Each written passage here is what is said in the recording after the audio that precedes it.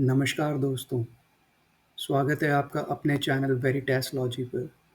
आज हम एक ऐसे टॉपिक पर बात करने जा रहे हैं, जो हमारी डेली लाइफ में कहीं छिप जाता है, पर उसका असर ना सिर्फ हम पर, बल्कि पूरे प्लैनेट, एनवायरनमेंट सब पर होता है, और वो है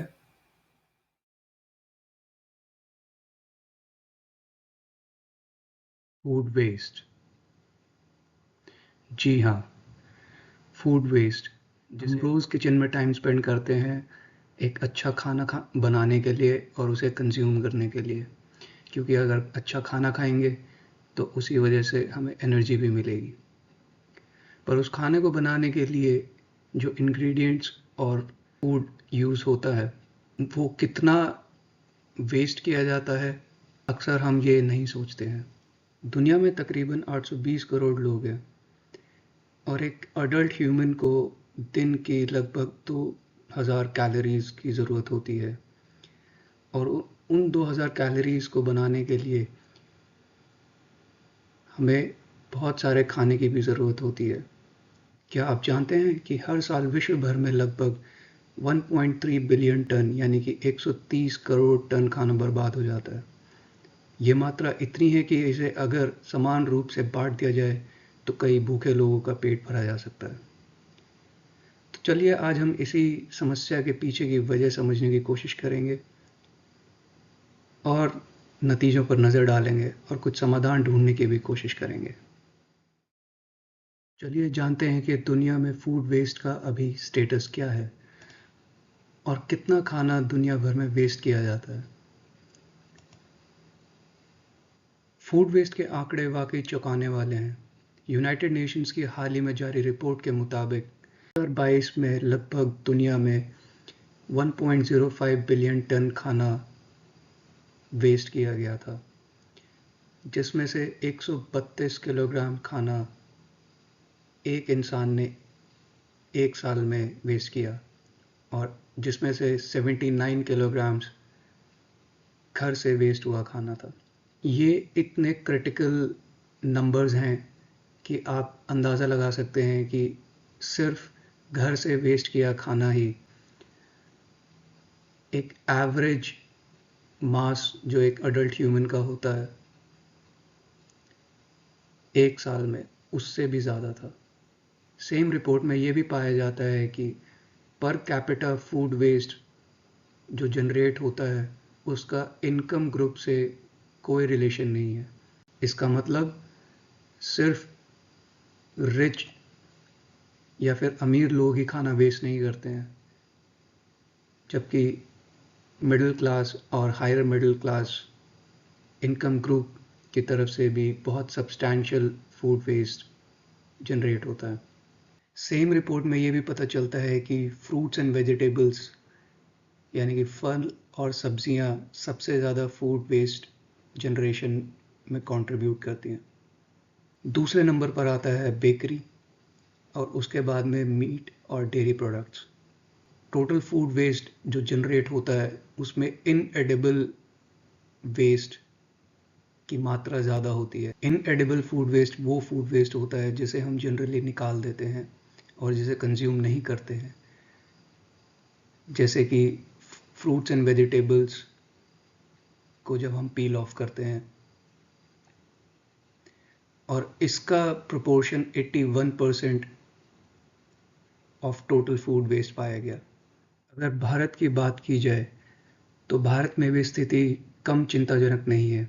ग्लोबल हंगर इंडेक्स यानी कि पूरे विश्व में जब भुखमरी को मेजर किया जाता है, उस रिपोर्ट के हिसाब से इंडिया 125 देशों में से 111वीं रैंक पर आता है, जो इंडिया को सीरियस कैटेगरी में डाल देता है।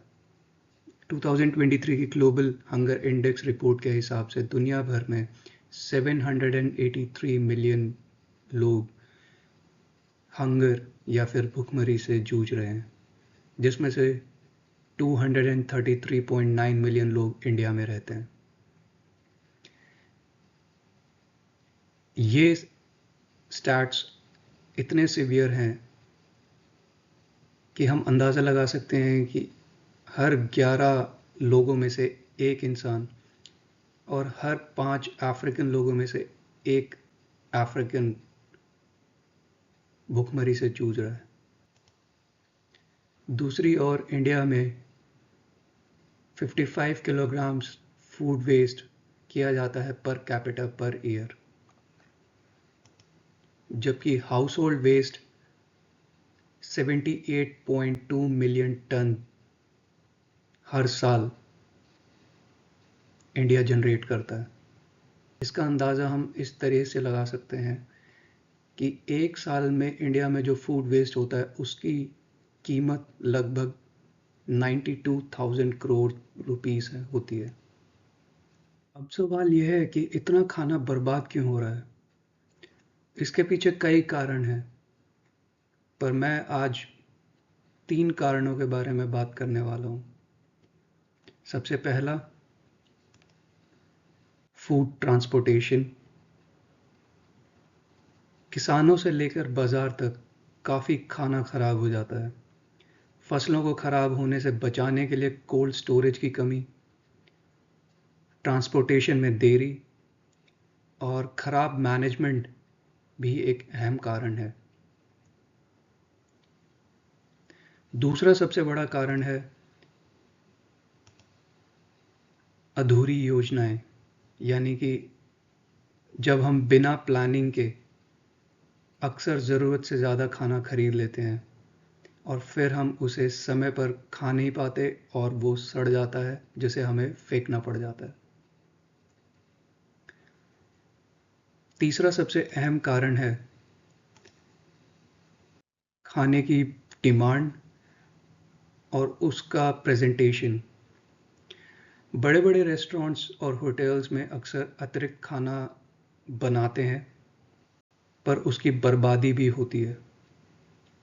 इसके अलावा कई बार सब्जियों और फलों को सिर्फ इसीलिए भी फेंक दिया जाता है क्योंकि वो दिखने में सुंदर नहीं होते हैं। फूड वेस्ट केवल मानवता के लिए ही हानिकारक नहीं है, बल्कि इसका पर्यावरण पर भी बुरा असर पड़ता है।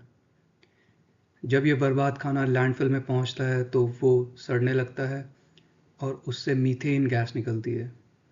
मीथेन गैस कार्बन डाइऑक्साइड की तुलना में 25 गुना ज़्यादा खतरनाक होती है, जो ग्लोबल वार्मिंग और एयर पोल्यूशन को और बढ़ावा देती है। इसके साथ ही खेती के लिए इस्तेमाल होने वाली ज़मीन, पानी और एनर्जी सब बेकार हो जाते हैं। एक लेटेस्ट रिपोर्ट के हिसाब से लगभग 2.2 बिलियन टन सॉलिड वेस्ट अर्थ पर जनरेट किया जाता है, जो 2050 तक 3.88 बिलियन टन हो जाएगा। आखिर इसका समाधान क्या है? हम अपने घर में और सोसाइटी में फूड वेस्ट को कैसे रोक सकते हैं? आज मैं आपको 4 स्मार्ट सॉल्यूशंस के बारे में बताने वाला हूँ, जिसे अगर हम अपनी लाइफ में इम्प्लीमेंट करेंगे तो डेफिनेटली फूड वेस्ट को हम कम कर सकते हैं। सबसे पहला है स्मार्ट परचेज। खाना खरीदने से पहले हमें लिस्ट बनानी चाहिए और बस वही खाना हमें परचेज करना चाहिए या ख़रीदना चाहिए जो इम्पोर्टेंट है। हमें ट्राई करना चाहिए कि हम लोकल और सीजनल प्रोडक्ट्स खरीदें। दूसरा सॉल्यूशन है स्मार्ट स्टोरेज। बहुत सारा खाना सही से स्टोर नहीं करने पर वो ख़राब हो जाता है। फ्रूट्स एंड वेजिटेबल्स को उनके सही टेम्परेचर पर अगर हम स्टोर करते हैं तो वो लंबे टाइम तक चल सकती हैं। तीसरा है स्मार्ट यूज़। बचे हुए खाने को फेंकने के बजाय उसे किसी और काम में लाना चाहिए। हमें कंपोस्टिंग पर भी ध्यान देना चाहिए, या फिर हम उन लोगों को खाना दे सकते हैं जो खुद से अपनी नीड्स को मीट नहीं कर पा रहे हैं।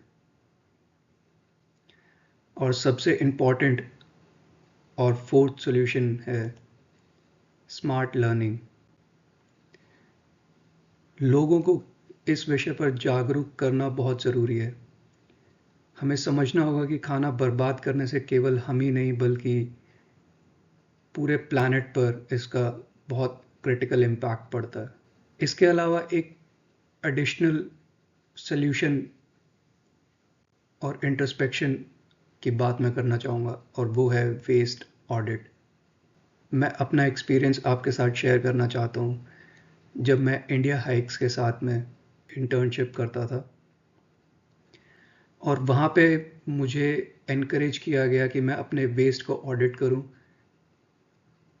और मैं लिखूँ कि कितना वेस्ट, किस तरह का वेस्ट मैं जनरेट कर रहा हूँ। और ये बहुत ही सिंपल एक्सरसाइज है जिसे कोई भी अपने घर में कर सकता है। हमें बस लिस्ट बनानी है कि हमने क्या क्या खरीदा है या फिर क्या क्या हमने कंज्यूम किया है और कितनी क्वांटिटी में कंज्यूम किया है। और जब हम ये चीज़ मंथ के एंड में चेक करते हैं तो हमें अंदाज़ा लगता है कि हमने टोटल पूरे महीने में कितना वेस्ट जनरेट किया है। ये एक इनडायरेक्ट इंस्टिगेटिंग फैक्टर होता है हमारे लिए, जो हमें पुश करता है कि हम नेक्स्ट मंथ में उस वेस्ट को और कम करें। हमें ये सोचना चाहिए कि जितना फूड वेस्ट होता है उसके साथ में उसमें लगने वाले रिसोर्सेज और एनर्जी भी वेस्ट हो जाती है। इवन छोटी से छोटी क्वांटिटी में भी किया गया फूड वेस्ट, उसके पीछे लगने वाले agriculture resources, time, packaging, market and even energy का भी वेस्ट है। तो आपको क्या लगता है, फूड वेस्ट को कम करने के लिए और कौन-कौन से सॉल्यूशंस हम अपनी डेली लाइफ में इम्प्लीमेंट कर सकते हैं? आप अपने सॉल्यूशंस नीचे कमेंट में ज़रूर बताएं। एंड यस, अगर आपको ये वीडियो अच्छी लगी हो तो इसे लाइक करें, शेयर करें और चैनल को सब्सक्राइब करना ना भूलें। मिलते हैं जल्दी एक नए इंटरेस्टिंग टॉपिक के साथ में। तब तक के लिए थैंक यू सो मच।